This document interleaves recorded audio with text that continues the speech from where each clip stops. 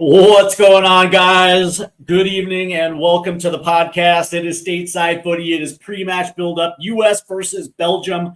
And listen, what a shitstorm. What an absolute shitstorm that has taken place on social media from people that are casuals to people who think they know ball but really don't know shit to people that actually understand exactly what they're watching. Everybody has got a goddamn opinion on FIFA's decision to overturn the suspension of Flo Balogun. And of course, for those that are tuning in, first and foremost, thank you.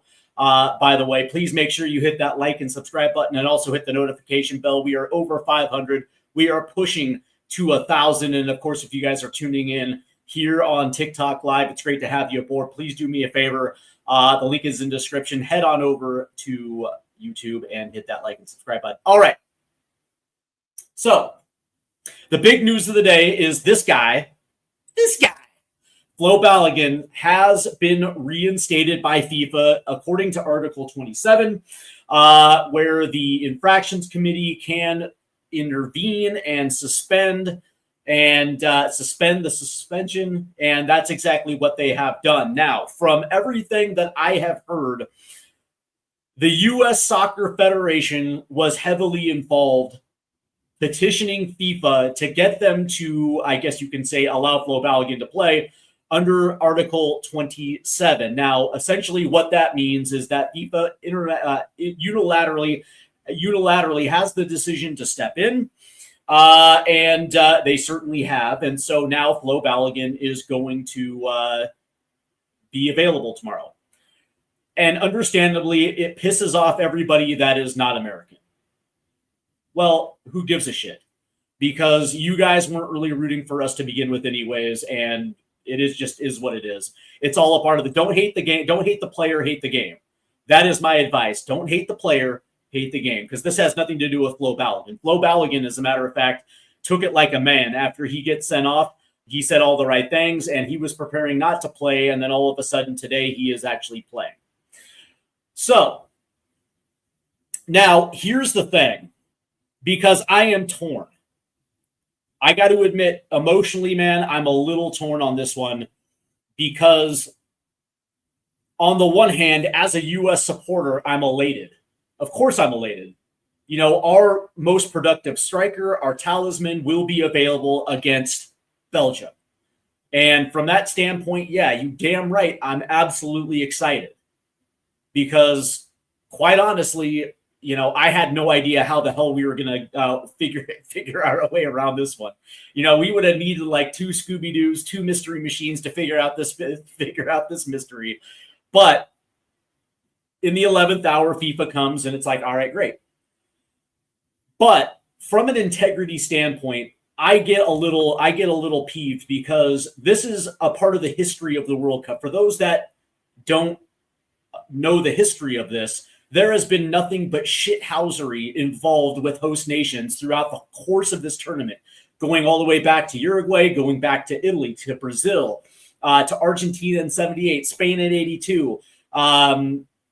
What was it? South Korea in 2002. It's like there has been a history when it comes to host nations and questionable calls that allowed them to advance maybe a little further than they probably should have. But I don't know what to make of this, right? Because number one, it's not on the player. Flo Balogun did absolutely nothing wrong. What is wrong was the fact that this was a VAR overreach. Without a doubt. Now, I've been watching this game for a long time now. And in the VAR era, I have never seen anything like that actually called a red. I've seen it called yellow many times, but never have I even seen it called red.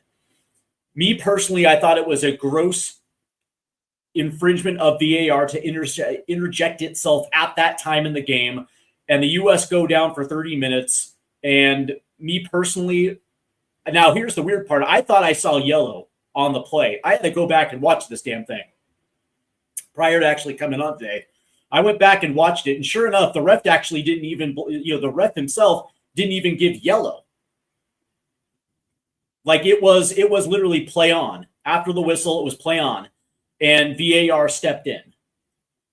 So as far as I'm concerned, what FIFA did was literally just overturn a VAR infringement, even though that isn't really the thing. But so here's how I don't know. This is what I gather at this stage is like, number one, FIFA isn't, by the way, saying that they're overturning the red. They're just suspending the suspension for a year and essentially putting Flo Balogun on essentially probation and saying that if there is any type of infractions that are similar in nature within the year, then that ban will come back into play. And then any ban that is occurred from that new infraction is going to be hit right on top of them. And that's what they're saying. What bugs me about this is FIFA isn't going to explain itself. That's the biggest problem that I have with this entire thing, is how they actually got to this decision. Who was involved and how they came to this decision. Because to be honest with you, I really kind of just want to know who was involved. And by the way, this isn't cheating. This isn't cheating. The US isn't literally cheating. But that being said, the powers that be at US Soccer were heavily involved. This is like what I like to call a backdoor appeal. This is appealing through backdoor channels and getting what you want. But here's the thing. Precedent like this has already been set, because Cristiano Ronaldo was suspended from serving from suspending his punishment because of a violent interaction. And oh, by the way, Leo Messi did the exact same thing in the group stage. And what was the call on the field? Play on. So precedent had already been set. And this is what I don't like either. Because here's the thing. You have rules. You have rules for a reason. And essentially what is being said is, if you are a star and you are worth X amount to us, that being FIFA, there is going to be certain calls that it's not going to apply to you. And let's be perfectly honest. The US involvement to FIFA in this World Cup is worth millions to FIFA. The US involvement, and that's one of the biggest down points of the 2018 World Cup, was the fact that the US didn't qualify. And it meant at least $50 million to FIFA that they didn't get because of it. Now, they still made a shitload of money, but it was a big problem that the US weren't involved in 2018. Understand that the US's involvement in the World Cup is big money to FIFA, and so all of a sudden this happens. But I don't care. I got to be honest with you. I don't care about your feelings. I really don't. Listen, I love all my UK homies. I really do. I really do. But here's the thing. In the history of the modern era with the US men's national team, when it comes to World Cups, we have never gotten calls, ever. Back in 2002, that handball against Germany that would have sent us into the semifinal, or at least put us in a position where we can get through, a blatant handball that wasn't even acknowledged in real time. Did we get that on the overturn? Hell no. Hell no.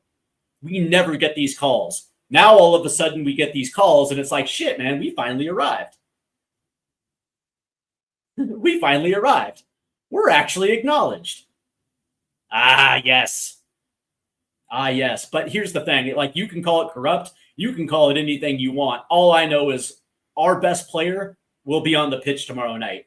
And you guys can cry. You guys can moan. You can say corruption all you want. And guess what?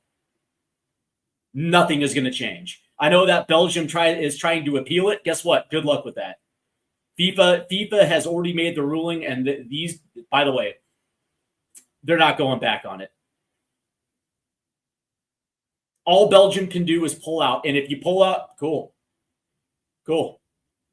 We're in the quarterfinals without even playing. They're not doing that, though. Belgium's playing tomorrow. It is what it is. Let's go to the chat. Rich Rod 908. FIFA did something right for once. Beautiful. Natesky, what's going on, brother? RIFC, TID, Rhode Island FC. I love you. I love it, man. Hope you had a wonderful 4th of July fireworks, and let's go USA. And by the way, I did have a great 4th of July. I hope you did as well, too. I actually was a good boy yesterday. I didn't get sloppy drunk yesterday, which is usually the protocol on the 4th of July. It's usually one of the holidays where I'll go crazy, but I didn't yesterday. I kept it within the boundaries of good taste. I only had 2 drinks yesterday. I was actually pretty good about it, so I'm really happy with that one. We have Czar22297 says, screw all the haters. I love it. I do too. Rich Rod, F them. All right, said yes, but this is the most blatant miscall. We deserve this. Yeah, see, here's the thing. I agree with that as well, too, because, again, I didn't agree with the call in real time. You know, VAR should not have interjected itself at the time. And me personally, I just want FIFA to come out and say it one way or another, that this was the reason why they did it. Because they felt like this was a bad call in real time. And we're just stepping in because, yeah, here's the thing. The card is the card, but he's not gonna deal with the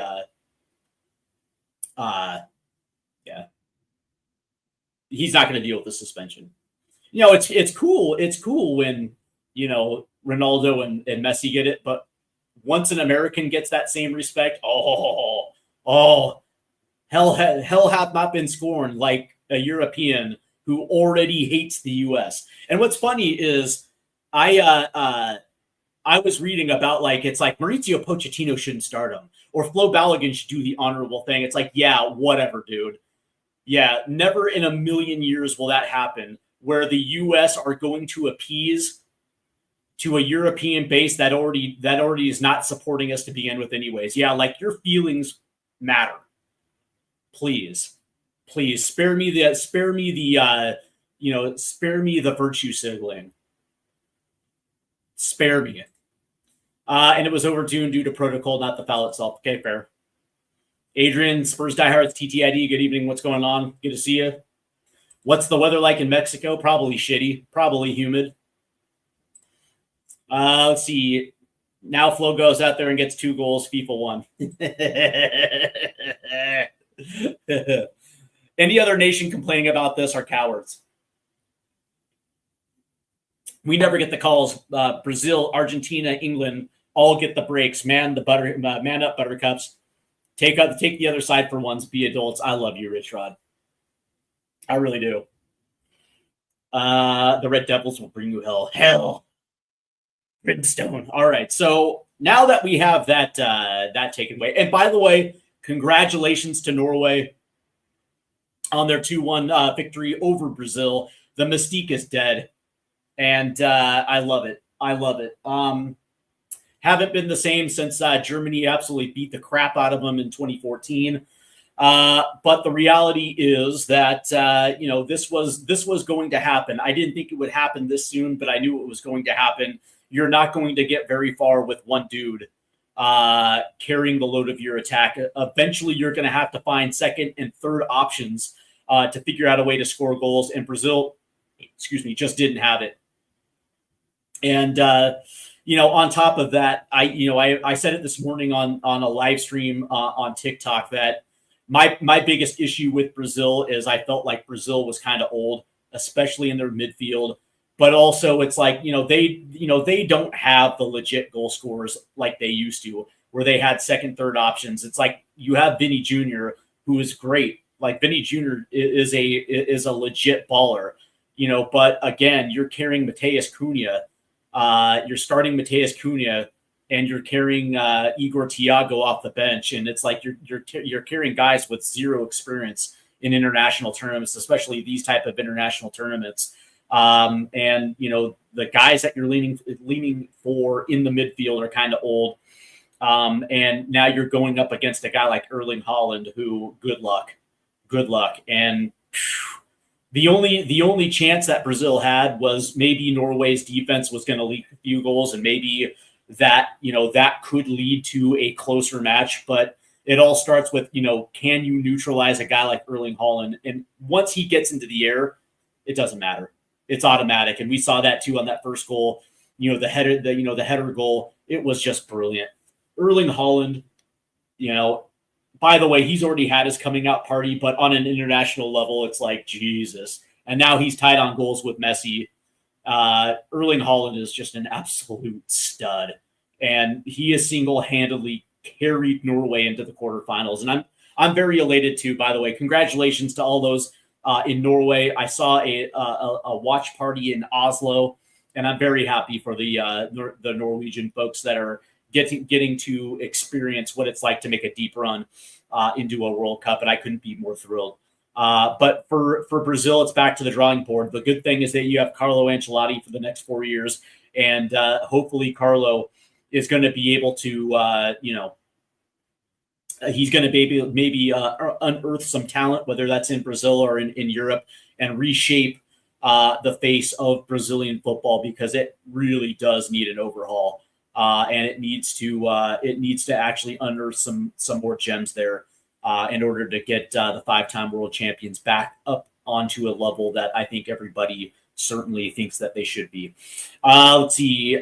Adrian says Spurs, Mexico versus England, 1:00 UK, weather permitting. Yeah, I heard that it's going to be rainy down there in Mexico City, but it's also going to be humid. And listen, that's going to be an interesting one. And I said it this morning that the only thing that Mexico has going for it is the fact of the home field advantage and the altitude and knowing exactly how to put a team away in the first 20, 25 minutes, because it's going to take at least 45 minutes for your opponent to get their breath and get their legs underneath them.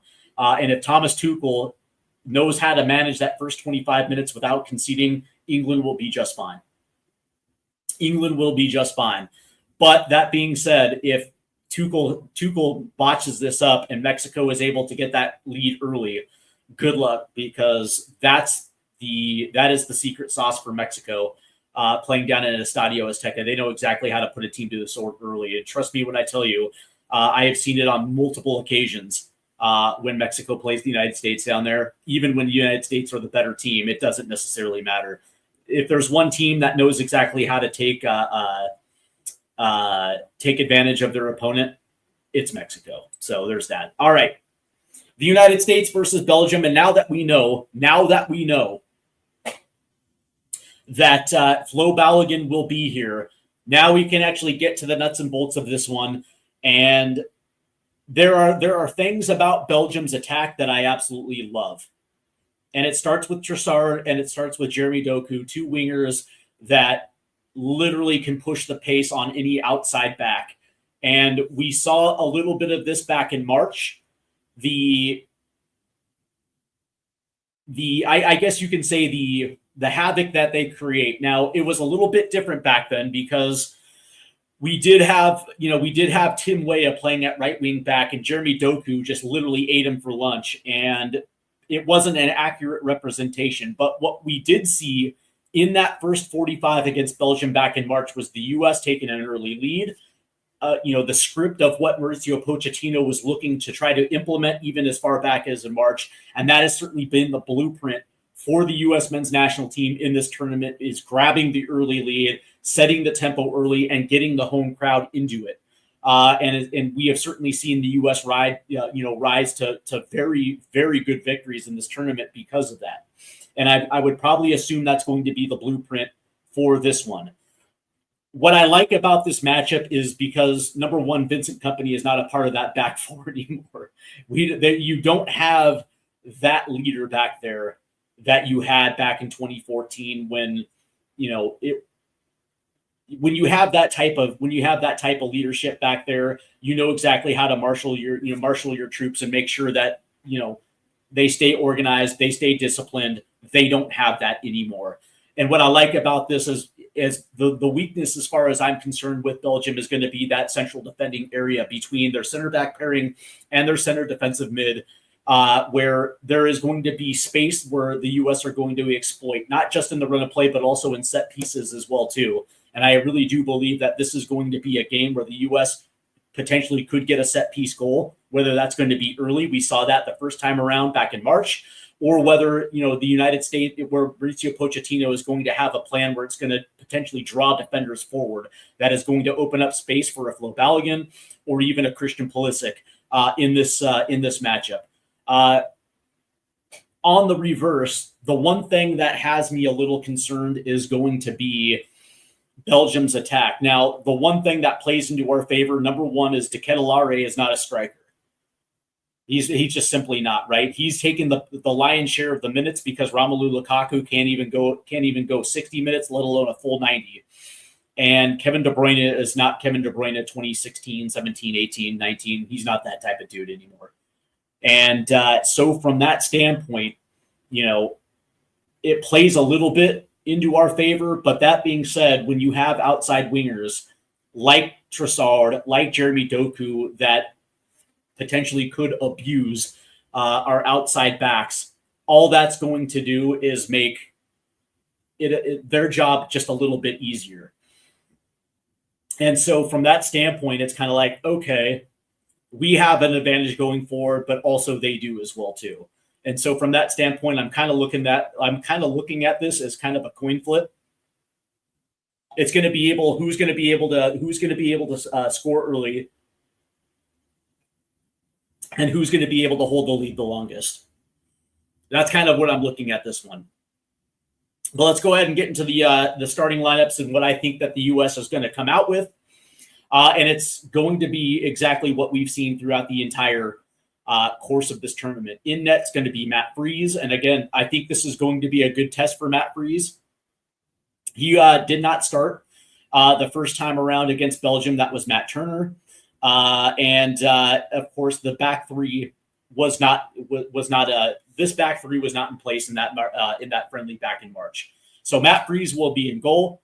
The back three of Alex Freeman, Chris Richards, and Tim Ream, who's going to be wearing the captain's armband. Outside backs of Jedi Robinson and Serginho Dest. Midfield pairing of Tyler Adams and Malik Tillman. Underneath, Flo Balogun will be Christian Pulisic and Weston McKennie. And then up top will be Flo Balogun. But in the attack, as this thing progresses forward, you're going to see Pulisic obviously shade in and play maybe a little higher up as Malik Tillman and Weston McKennie will grab the underneath. And of course, you're going to have two outside backs hugging the touchline. But that being said, what I like about this is Serginho Dest floats to the back stick. That's the wrinkle about this attack that I've been enjoying is watching Serginho Dest essentially take a free hit to the back post while Balogun, Pulisic attack the near post, and then McKennie and Tillman are late box crashers. It's been absolutely fantastic to watch. This is the type of attack that I hate to say it kind of gets my dick hard a little bit because this has been so entertaining to watch. This is something I haven't seen in quite a long time. I got to be honest with you. Like at the height of what I thought was U.S. soccer might have been 2010, maybe 2014, because that back in 2010 it was actually kind of interesting with Josie Altidore, Clint Dempsey, and Landon Donovan. And the way that the U.S. could absolutely get you like a fish on the counterattack. And now you're seeing this, and it's like, dude, we can score from pretty much any angle. We can actually beat you from multiple different areas of the pitch. And we can, if you keep us plugged to the outside, we can play balls in. If you take away the outside, we're going to figure out a way to link up, find space centrally, either play a ball in or take a shot from the 18, or we're just going to play a ball over the top or play a through ball. And Balogun's going to get on the end of it and make something happen. We have multiple ways that we can punish mid-back lines. And again, when I think about this, I'm like, how is Belgium going to be able to stop it? It's a good question. For Belgium, and this is the way that I look at this one, in net will be Courtois. And I don't think there's any other reason why I don't think that Courtois will start. A back four, outside backs of Castagne, who plays for Fulham, and Maxime de Kuyper, who plays for Brighton. And by the way, I said it this morning, man. Maxime de Kuyper, man, I like him. there's something about his game that I've just always enjoyed. This goes back to when he was playing in the Belgian Pro League. Dude was just absolutely phenomenal. Then again, sometimes you do look good in the Belgian Pro League, but I think he's made a smooth transition to the Premier League, and he's a good outside back. I don't know. That's just what I think. Center back pairing of Tete and Michelet. Midfield pairing of Yuri Tielemans and Vanaken. And it looks like Tielemans will be wearing the captain's armband, and Vanaken's probably going to be the center defensive mid in front of that center back pairing. And again, this is going to be the weakness that the U.S. is going to look to exploit. And then an attacking four outside wingers of Trossard and Jeremy Doku. Underneath will be Kevin De Bruyne, and up top will be Ketelare, who again has been taking the lion's share of the minutes at striker, even though he's more of an attacking midfielder than anything else. And this is no disrespect to Belgium, because I've kind of been a quiet Belgian fan for quite a long time, really since that golden generation started making inroads in 2014. I think they peaked a little bit in 2018, but they've always been a very fun national team to watch. But they've always, they couldn't necessarily get over the top. But that doesn't necessarily mean that they weren't entertaining to watch, especially when Kevin De Bruyne and Romelu Lukaku were in their prime. But the question is do they have enough firepower? Can they get over this hurdle of the United States and then the next hurdle, which is going to be the winner of Spain or Portugal? And the answer is absolutely not. I think whoever wins this match tomorrow probably goes out at the next hurdle. And I'm not saying that because, I want to see the United States progress as far as they absolutely can.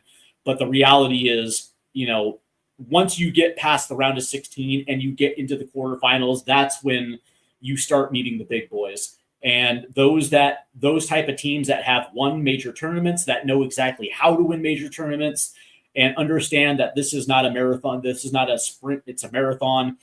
And for both of these teams, as great as it would be to get into a quarterfinal, it's another thing to know exactly how to advance past that stage. And so from that standpoint, I think either team potentially goes out at that hurdle. But in this one, it's kind of interesting too, because I think both Belgium and US do have the same problem, which is which back four is going to be able to make the stop when it's absolutely needed. Who is it going to be? Is it going to be the back four of Belgium that is going to figure out a way to slow Balogun and Pulisic down, or is it going to be the US's essentially back five that is going to at least stop one of Trossard or Doku, or potentially De Ketelare and De Bruyne? And me personally, I just think the U.S. attack is a little bit more potent than what Belgium's going to be able to throw at us. But again, never say never. Never say never. That's the beauty of this World Cup, because we just saw Norway take out Brazil.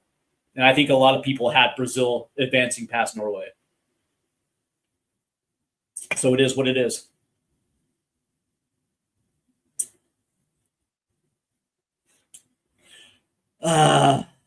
Let's see. Oh, okay. So it looks like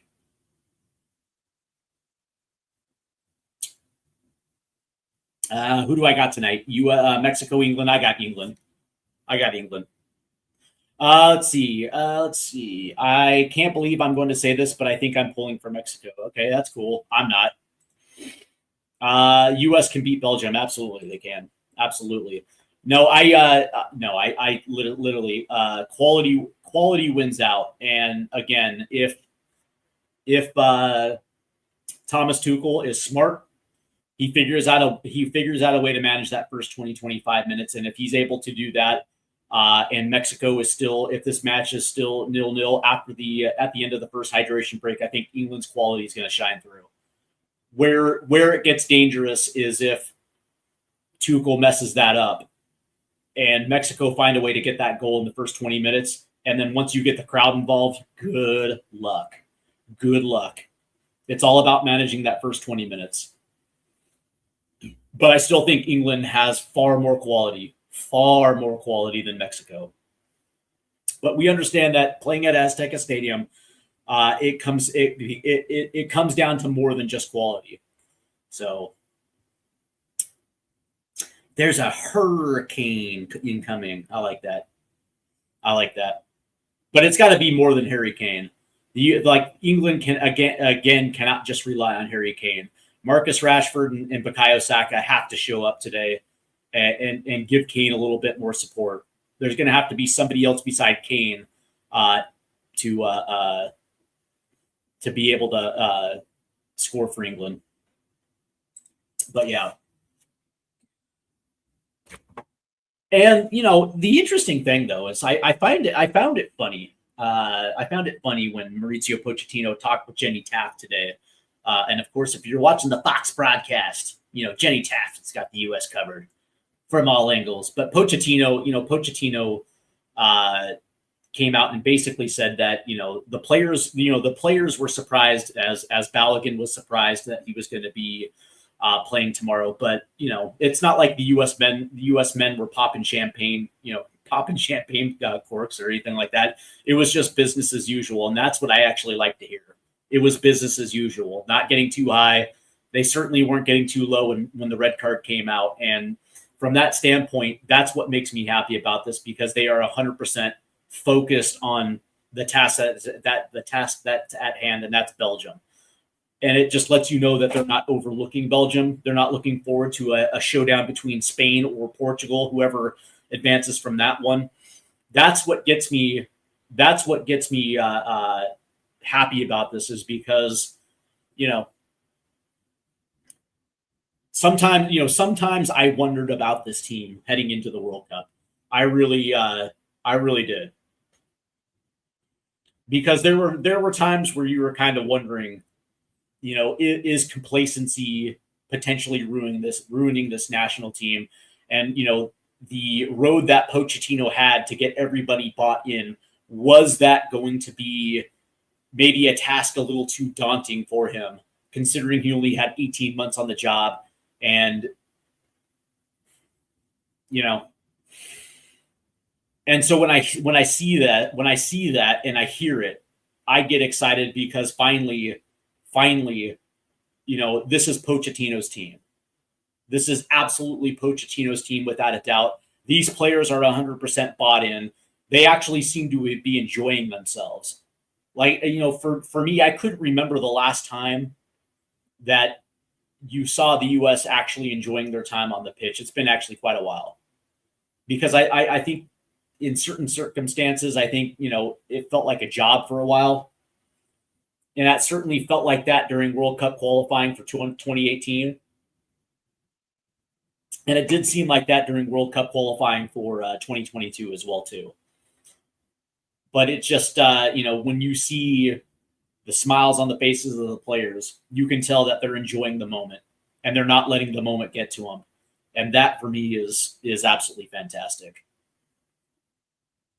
It lets you know that they're not taking it for granted. Let's see. What do we got here? Come on, England. Yeah, FIFA does actually have the wherewithal to intervene when it comes to decisions of suspensions, right? They unilaterally can intervene. It's their tournament. The problem with this, though, is it calls into question to any FIFA-sanctioned tournament from here on out, right? Whether that's a U17 World Cup, whether it's I can't say the Olympics, but you get what I'm saying. A women's World Cup, another World Cup from the men's side. It calls in the credibility of FIFA, and what is going to stop another nation from saying, "Hey, listen, you allow Balogun to continue playing in 2026." So yeah, we're never going to, we're not going to accept this punishment. And with it, it's like, okay, I understand exactly. I understand that isn't lost on me, but come on now. Do you really think Belgium, by the way, guys, do you really think Belgium's not going to play tomorrow? Do you think tomorrow morning they're going to wake up and say, you know what, we're going to boycott this and we're just not going to play? By the way, the Belgian people would be pissed. They would be more pissed at Belgium for doing that than going out there and losing to the United States. So I think it's actually kind of funny that those that want to sit back and grandstand or sit on the soapbox and virtue signal that the integrity should be at the utmost importance and Belgium should boycott. It's like get off of yourself, man. That's never going to happen. Yeah, here's the thing, Haley. I actually agree with you. I actually think Belgium's going to come out strong. I also think we're going to come out strong. I think tomorrow's going to be a very exciting matchup. Sadly, the reality is Belgium can kick our ass. I don't think so. I don't think so.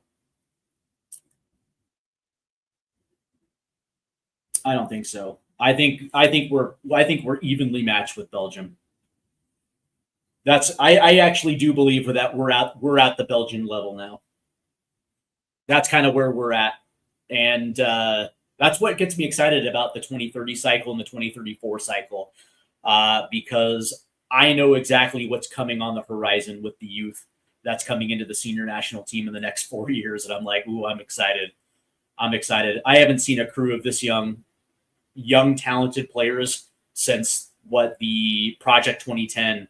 The U17s of the 1999 core, which was Landon Donovan, Aguchi Onyewu, DeMarcus Beasley, Kyle Beckerman, and the impact that they had on the national team. Like this next core coming in is going to have that type of impact over the next 4 years. And when you look at the potential roster for 2030, you're kind of looking at it like, oh, you're like, ooh. It gets tasty. It's like, yeah, like I wouldn't be surprised if the U.S. made a semifinal in the next two World Cups. I 100% believe that, but that's just me. And if the ref had done his job in the first place, then they should yell this as an IG show. 100%. What's a BWFC? Stuart Holden is a BWFC and a USA legend. I don't know what BWFC means.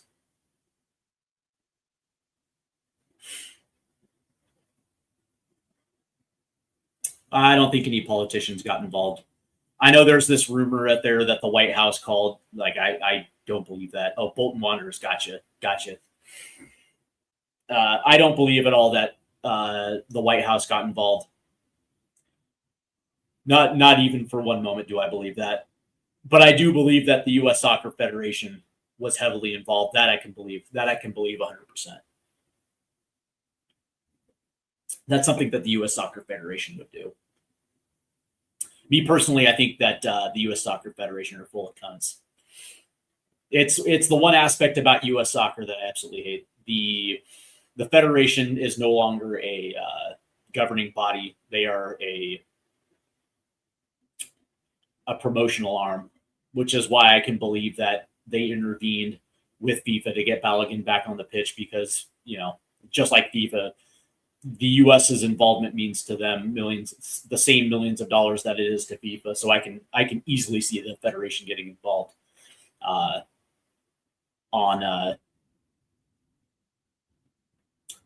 Balogun's behalf, even though that Balogun didn't ask for it. That's the crazy thing, is Balogun didn't ask for it. He was set to not play, and now all of a sudden he's playing. So it's going to be interesting to see exactly where his head's going to be at come tomorrow. It's interesting. Mexico, England, V delayed. That sucks. I don't think it's a poor decision. Not really. I think the poor decision was the VAR intervention. Yeah.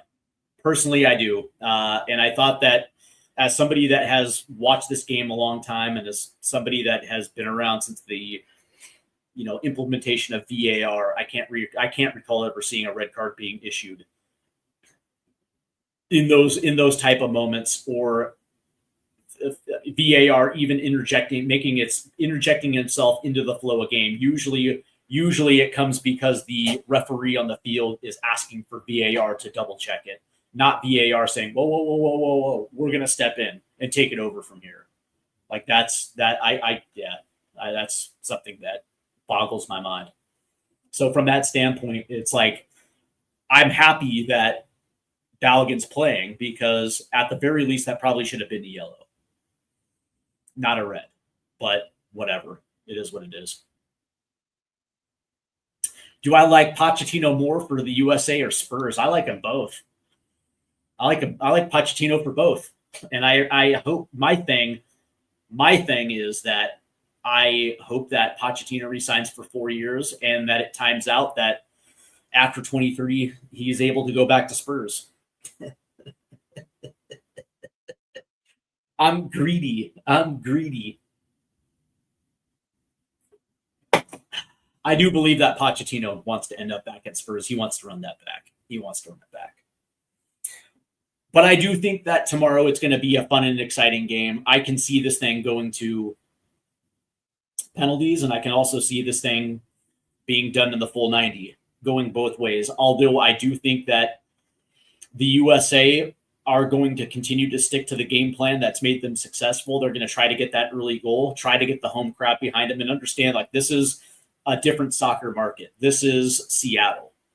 And Seattle is probably the best soccer market in the United States. This is a town, my hometown, that has hosted the U.S. men's national team on a few different occasions. And this city, if you think it does well for the Sounders, it takes it to a different level when it comes to the national team. And it is AO Seattle, AO Tacoma, who I have ties to because my brother started AO Tacoma. Congratulations, Sam. I hope you're watching. Dan McCooey, what's up? Love you, brother. Hope you're doing well. Rhino, what's going on, Mr. 253? Hope you guys are doing well. And then the chick, I forget her name. God, I forget her name. Yeah, I can't remember her name. Anyways, they all started AO Tacoma down there. And of course, my brother met his current I guess soon to be wife at an AO Seattle, I guess, gathering in 2016 when they were preparing for Copa America 2016. Anyway, that's a little backstory into my ties to AO Tacoma, but Seattle just shows up, and we saw that against Australia, where we had 50,000, 100,000 fans that were literally on First Avenue, cutting through Occidental Park on its way down to the stadium. And then, of course, we had another 80,000 in the stadium. It was just unreal. And now this is Monday Night Football. It's prime time. The Mariners aren't in town. And so this is the only thing that is happening in Seattle. And let me tell you, dude, there's going to be damn near 500,000 people, if not more, in that downtown corridor, going absolutely bananas for this one. And so if the U.S.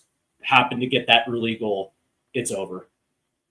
That crowd is going to be unbelievable. And, it's funny, we talk about home field advantages with Mexico. The United States has a few places in the United States where that is also true. One of those happens to be in Columbus, Ohio, at the old Map Free, where the U.S. had, the La Casa dos Acero, the home of the Dos Acero, and Seattle. Seattle has an unbelievable home field advantage. So, listen, if the United States get that early goal, good luck. Good luck. I'd love to see Belgium try to fight back under the pressure and the scrutiny that is a home field in Seattle. It's going to be unbelievable. Who do you think have the better chance? Oh, come on, man. It's England. What's funny is I just recently saw this one with James Madison, and I think it was I can't remember. Spurs were on the road, and it was like something about how the former head coach of England, Southgate. Yeah. Southgate thinks you're a shit. Southgate thinks you're a shit. Something. Southgate, like it's the cleverness of the English chants are just amazing. When do you think about it? USA hasn't played anyone good yet. Belgium are going to slap them up. Yeah, okay, whatever. Whatever you say. Wayne Bonner's in the house. What's going on, Wayne? I hope you're doing well. Thanks for staying up for this one. Sup, folks? Hope you're well. How was your 4th? It was great, man. It was great. Thank you for asking. How was your 4th of July? Although, yeah, I know you guys don't support our independence, but, still. Hope you're doing well, man. Yeah, it's funny. Yeah, that was set against our Madison. It was great. It was a fantastic chant.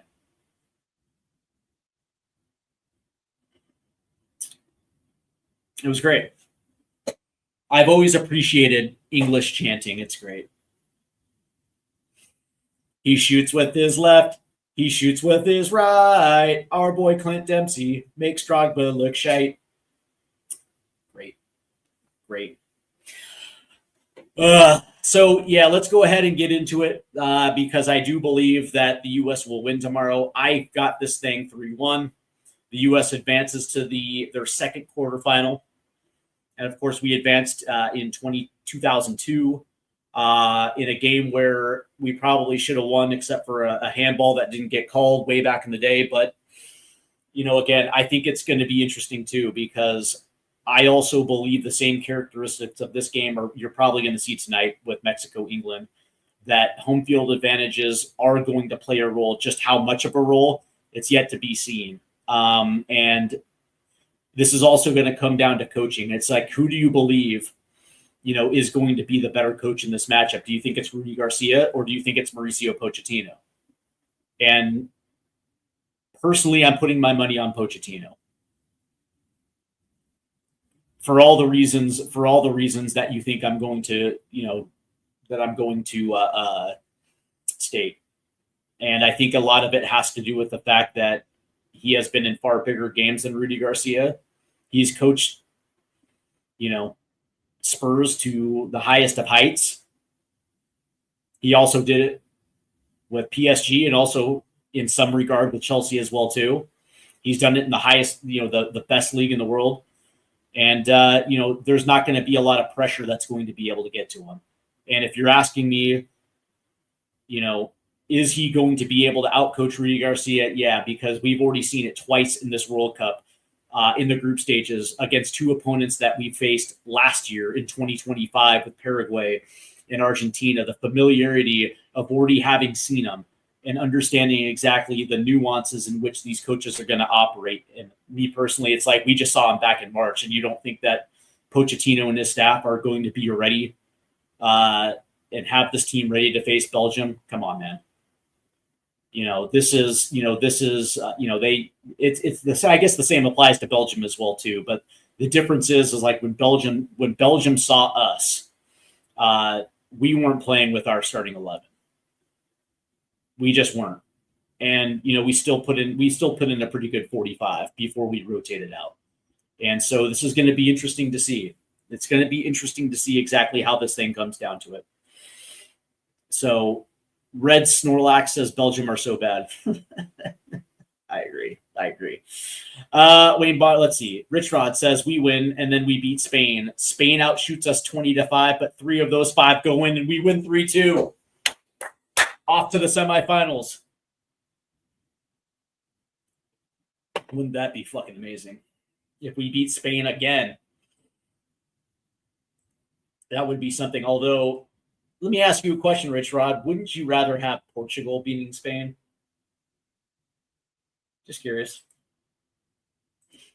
You should beat Belgium, and from what I've seen of them, they're bad as England. I love self-deprecating Englishmen. But I do have the U.S. winning 3-1 tomorrow.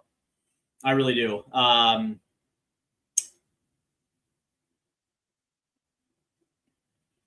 Yeah, because again, for everything that I've seen about Belgium, they've been very underwhelming this tournament, and they've been piss poor defensively as well too. And so you're asking them to step up in a big moment, and this entire tournament's been very big moments.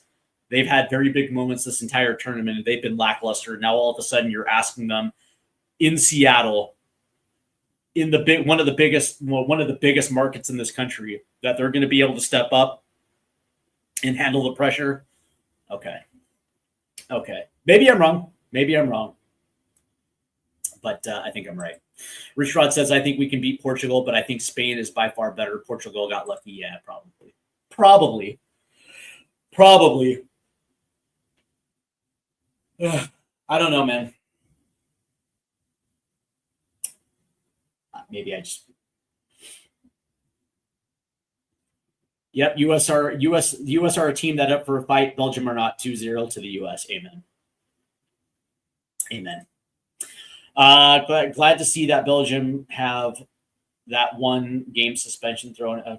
Glad to see that Balogun had thrown it. Right decision. It was never a red. Amen. See, great minds think alike. And there you have it. An Englishman that is not overrun by emotion and hate and whatever. Thoughts on Trump stepping in? I do not believe for 1 second Trump had any involvement in this whatsoever. Not even remotely. Me personally, I think it's all AI bullshit. But what I will say is that, from what I know, is that the U.S. Soccer Federation played a big hand, and I actually believe that, because if you know anything about the U.S. Soccer Federation, they stopped being a governing body years ago, and they have been a promotional arm selling soccer. And one of the things that I know for a fact is that, yeah, it's very advantageous if the U.S. stays in this tournament, because it means the same millions to them as it means to FIFA as well too. And so I believe that. The U.S. Soccer Federation, from the moment that match was over, they had been trying to get FIFA to intervene, and they did. I don't believe Trump had anything to do with it. It's funny though. It's cute to think about, because it makes people on X, go crazy. So, me personally, it's like, yeah, I would be amazed if Trump could actually name a player. Exactly.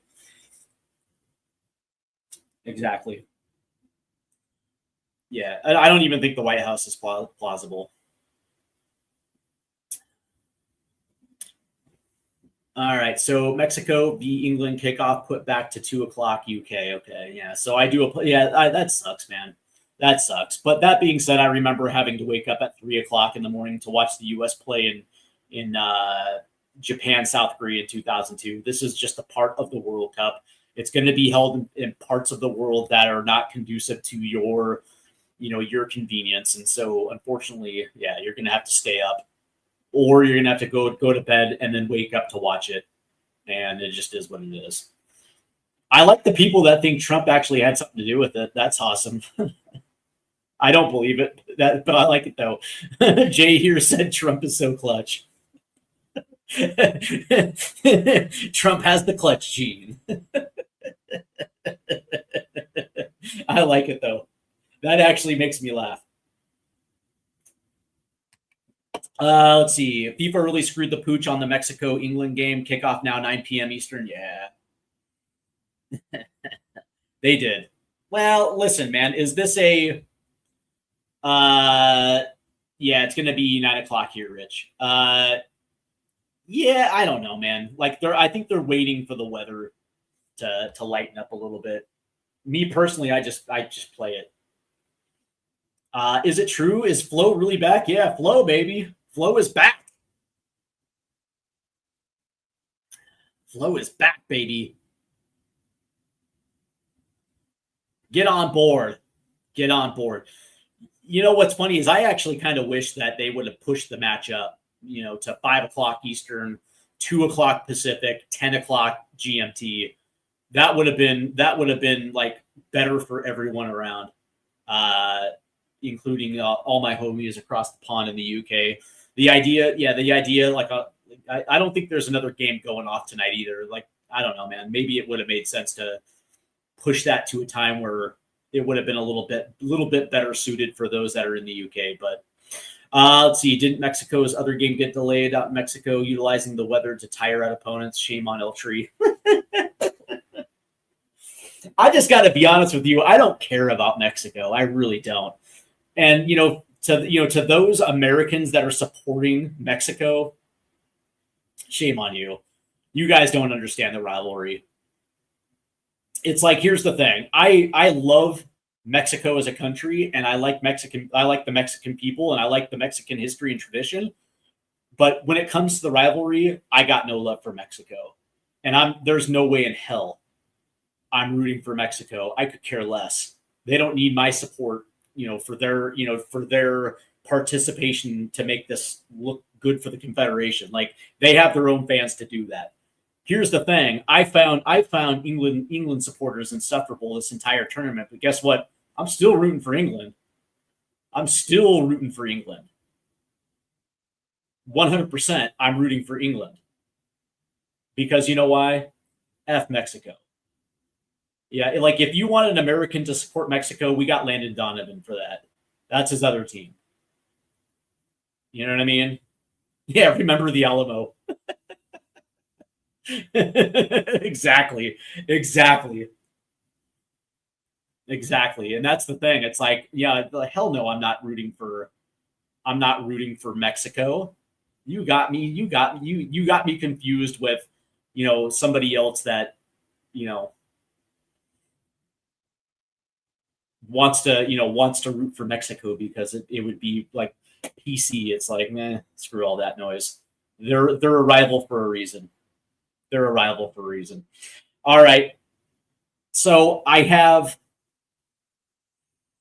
and if you think that Mexico has a far superior team, you, sir, are high as F. This is the worst Mexican roster I've seen in 30 years.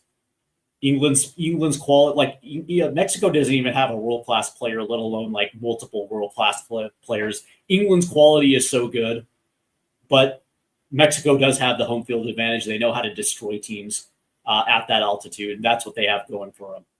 But I have England beating Mexico 3-1, and I have the U.S. beating Belgium 3-1, and we will be off to the quarterfinals after tomorrow night. Speaking of tomorrow night, the live stream will be here on the podcast, 7:50 Eastern, as we set the tone for the U.S. versus Belgium. Have all Mexicans got bad teeth? My reason is based on all the cowboy films I've seen with Mexican bad teeth. Adrian, that's great. I don't know, man. I've came across a lot of Mexicans in my day, and I never really noticed their teeth. But that's funny, though. That's funny. You know what I say, though? You got to have teeth.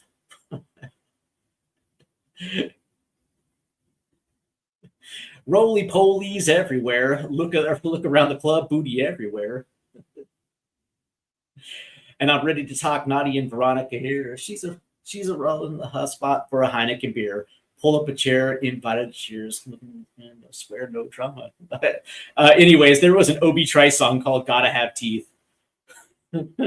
Highly recommend it. Yeah. Okay. Yeah, he actually did not try to break his leg. Anyway. So that's going to do it for me, guys. It was fun. I will see you tomorrow night for the live stream as the U.S. are looking to beat Belgium in Seattle. I have a feeling they will. And Balogun's back, baby. Balogun's back. Don't hate the player, man. Don't hate the player. Hate the game. Going live at 2:00. Yeah. So if you guys are looking for the English live stream, that will be tonight on Spurs Diehards TTID, as he's going live at 2 a.m. My God, Adrian, good for you, man. Good for you. My ass will be asleep at 2:00 in the morning, because quite frankly, we don't have to deal with that crap. We're in prime time. Rich Rod says, go USA. Absolutely, man. And again, go England, go USA. And that's going to do it for me. So you guys take care. See you tomorrow night.